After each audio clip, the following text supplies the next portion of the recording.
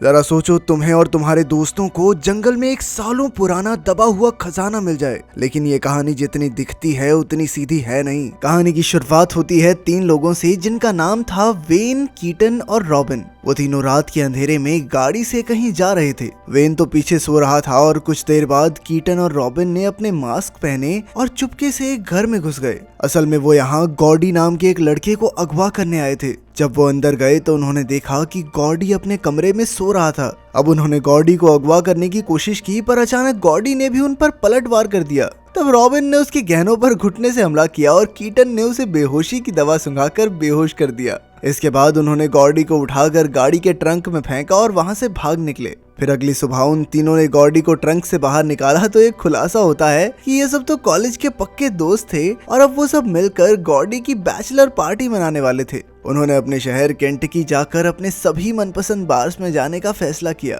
इसके बाद वो आर्केडिया नाम के एक बार में घुसे, पर तब उन्हें पता चला कि इस जगह को बार से बदलकर रेस्टोरेंट बना दिया गया है, जिसके बाद वो सभी थोड़े निराश हो गए। कीटन ने इसके लिए माफी मांगी क्योंकि उसने यहाँ आने से पहले कहीं पर भी चेक नहीं किया था। खैर, फिर वो सब वाइन पीने बैठ गए और गॉडी कुछ देर के लिए सड़क पर घूमकर अपने पुराने दिन याद करने लगा। चलते चलते वो एक छोटी एंटीक दुकान पर आ पहुंचा जहां वो पहले अक्सर जाया करता था। वहां उसे कैरोलिन नाम की एक लड़की दिखाई दी। लगभग 10 साल पहले तो गॉडी कैरोलाइन के प्यार में पूरी तरह पागल था। खैर, पहले तो गॉडी उसे पहचान तक नहीं पाया, पर जब कैरोलाइन ने उसे कुछ किस्से सुनाए तो गॉडी को सब कुछ याद आ गया। इसके बाद वो दोनों मिलकर अपने कॉलेज के दिनों को याद करने लगे। तब कैरोलाइन एक डिब्बे में से कुछ सामान निकाल कर लाई। ये सामान गॉडी का था जो उसने 10 साल से संभाल कर रखा था। उसमें एक वाइन की बोतल भी थी और कैरोलाइन ने कहा कि अब उन्हें ये मिलकर पीनी चाहिए, मगर गॉडी थोड़ा हिचकिचाने लगा क्योंकि उसने दारू पीना पूरी तरह बंद कर दिया था। खैर, फिर बातों बातों में कैरोलाइन ने उसे बुलेट खजाने का किस्सा सुनाया। उसने बताया कि कई साल पहले सरकार सभी बार्स को बंद करवा रही थी और इससे पहले कि बुलेट परिवार के ठिकानों पर छापा लगता, उन्होंने अपनी सारी जिंदगी की कमाई पास के जंगल में कहीं दफन कर दी। गॉडी को लगा कि ये कोई अफवाह होगी, मगर कैरोलाइन ने बताया कि अब तक न जाने कितने लोग उस खजाने को ढूंढने निकले और उनमें से कोई भी लौट कर वापस नहीं आया। ये सुनकर गॉडी को इस खजाने में थोड़ी दिलचस्पी हुई और उसने वापस जाकर अपने दोस्तों को इस खजाने के बारे में बताया। उसने कहा कि उन सबको मिलकर खजाना ढूंढना चाहिए, जिससे जल्द ही वो माला माल हो जाएंगे। मगर रॉबिन और कीटन को लगा कि ये सिर्फ कोई सुनी सुनाई बात होगी। लेकिन फिर गॉडी ने कहा कि दुनिया की हर कहानी के पीछे थोड़ा सच तो होता ही है। आखिरकार वो सब मान गए और खजाना ढूंढने के लिए राजी हो गए। फिर जब वो खाना खा रहे थे तो एक आदमी उनके टेबल पर आकर रॉबिन पर लाइन मारने लगा। तब गॉडी ने बीच में आकर उसे दूर हटने को कहा, लेकिन वो आदमी टस से मस न हुआ। फिर गॉडी ने टेबल से चाकू उठा लिया और उसका गला पकड़कर जान से मारने की धमकी देने लगा। ये देखकर उसके दोस्त भी हक्के बक्के रह गए, पर उन्होंने गॉडी से कुछ नहीं कहा। इसके बाद वो चारों केंटकी के पास एक जंगल की ओर निकल पड़े। वहाँ साफ साफ लिखा था कि ये जंगल इंसानों के लिए सुरक्षित नहीं है, मगर फिर भी वो आगे बढ़ते रहे। इसके बाद उन्होंने एक जगह ढूंढकर वहाँ पर खुदाई शुरू कर दी। इसी तरह पूरा दिन बीत गया और रात को उन्होंने अपना टेंट बांधकर आग जलाई। फिर वो मिलकर शराब और सिगरेट्स पीने लगे। इस दौरान गॉडी नशे में रॉबिन को बुरी तरह से देखने लगा। फिर वो खुद को रोक नहीं पाया और उसने रॉबिन के करीब आने की कोशिश की। इससे रॉबिन काफी ज्यादा गुस्सा हो गई, मगर कीटन ने उसे दूर ले जाकर जैसे तैसे शांत किया। इसके बाद अगले कुछ दिन तक वो लगातार खुदाई करते और फिर रात को आग के पास बैठकर शराब पीते, गाने गाते और मजे मारते। एक दिन उन चारों में गाना बजाना चल रहा था कि एक बूढ़ा आदमी और उसकी पत्नी उनके पास आ गए। उन्होंने अपना नाम मिस्टर और मिसेस हिचिंस बताया और उन सबको अपने घर पर खाने के लिए न्योता दिया। कुछ देर बाद जब वो सब मिस्टर हिचिंस के घर पहुंचे तो सबसे पहले गॉडी की नजर एक पुरानी राइफल पर पड़ी। गॉडी उसे उठाकर उसकी जांच करने लगा और उसके बंदूक पकड़ने के तरीके को देखते ही मिस्टर हिचिंस ने अंदाजा लगाया कि शायद वो भी पहले फौज में रहा होगा। तब गॉडी ने उन्हें बताया कि उसे वियतनाम युद्ध में भेजा गया था, मगर उसे एक भी गोली चलाने का मौका नहीं मिला क्योंकि वहां पहुंचने के अगले ही दिन उनके बैरक पर हमला हो गया और फिर जख्मी होने की वजह से उसे एक ही हफ्ते में घर वापस भेज दिया गया। ये सुनकर मिस्टर हिचंस ने बताया कि वो भी काफी समय तक फौज में रहा है। इस दौरान कीटन वॉशरूम चला गया और अचानक उसकी नजर दीवार पर लटकी प्लेट पर पड़ी जिस पर लिखा था बुलेट। ये देखकर वो हक्का बक्का रह गया और चुपके से मिस्टर हिचंस के बेडरूम में घुस गया।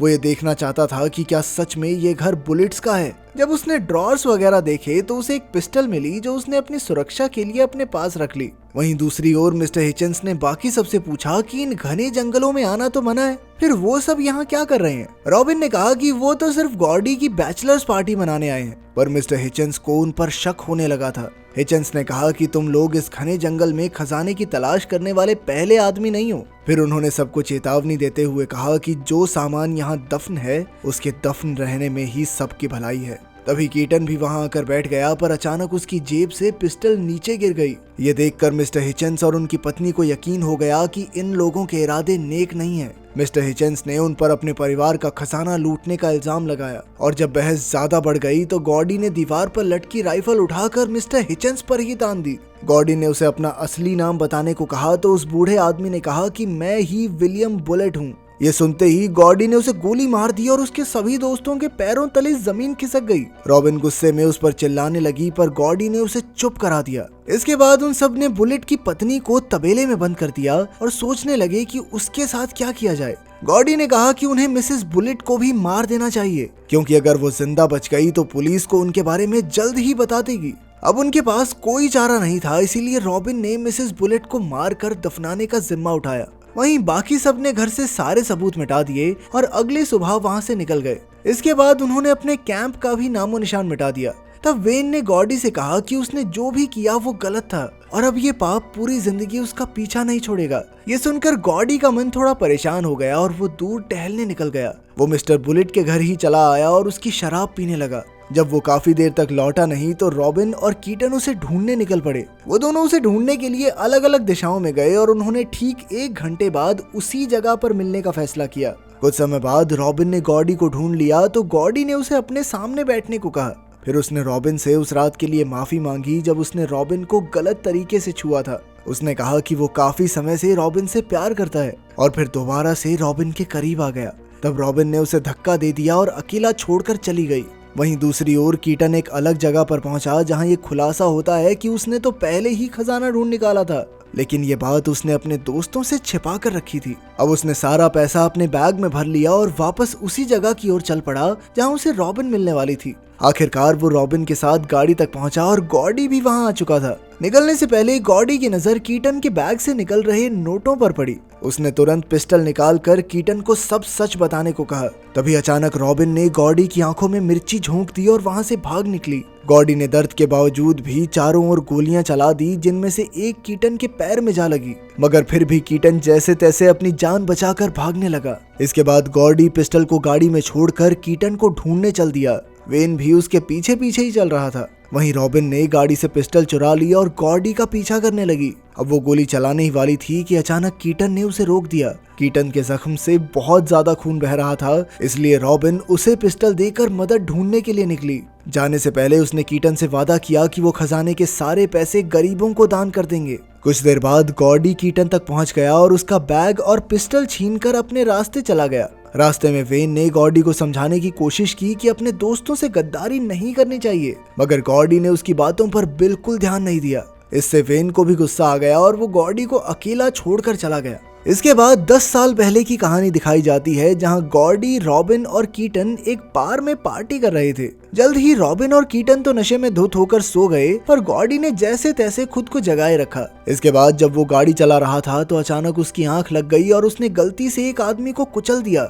झटके से गॉडी की आंख खुली और उसने बाहर आकर देखा कि यह आदमी वेन था, जो इस समय अपनी आखिरी सांसें ले रहा था। जल्द ही उसकी मौत हो गई और गॉडी बेहद डर गया कि पुलिस उसे पकड़कर जेल में डाल देगी। इसलिए उसने वेन को पास के जंगल में दफनाने का फैसला किया। जब वो इस काम को अंजाम दे रहा था तो कीटन और रॉबिन की आंख खुल गई और उन्होंने ये सब अपनी आंखों से देखा, मगर फिर उन तीनों ने कसम खाई कि वो इस रात के बारे में कभी किसी को कुछ नहीं बताएंगे। लेकिन उस दिन से ही गॉडी के पछतावे के कारण उसे वेन की आत्मा दिखाई देने लगी। यानी अब तक वेन इनके साथ तो था ही नहीं, वो तो बस गॉडी के दिमाग में था। वहीं दूसरी ओर रॉबिन जंगल में मदद ढूंढते हुए अचानक कांटेदार झाड़ियों में फंस गई। तभी गॉडी उस तक पहुंच गया और उसने रॉबिन को गोली मारने की कोशिश की, मगर पिस्टल में गोलियां खत्म हो चुकी थी। असल में जब गॉडी ने कीटन से पिस्टल छीनी तो कीटन ने पहले ही उसमें से सारी गोलियां निकाल ली थी। फिर कुछ ही पलों में किसी ने गॉडी को पीछे से गोली मार दी। ये कोई और नहीं बल्कि मिसेस बुलेट थी। असल में पिछली रात रॉबिन ने उन्हें मारा नहीं बल्कि सिर्फ मारने का नाटक किया था। उसके इस एहसान को मानते हुए मिसेस बुलेट ने उसे जिंदा छोड़ दिया। फिर कुछ समय बाद रॉबिन जैसे तैसे कांटों से बाहर निकली और आर्केडिया बार की ओर निकल पड़ी। अगर वीडियो पसंद आई तो लाइक कर देना, चैनल को सब्सक्राइब कर देना। मिलते हैं अगली वीडियो में।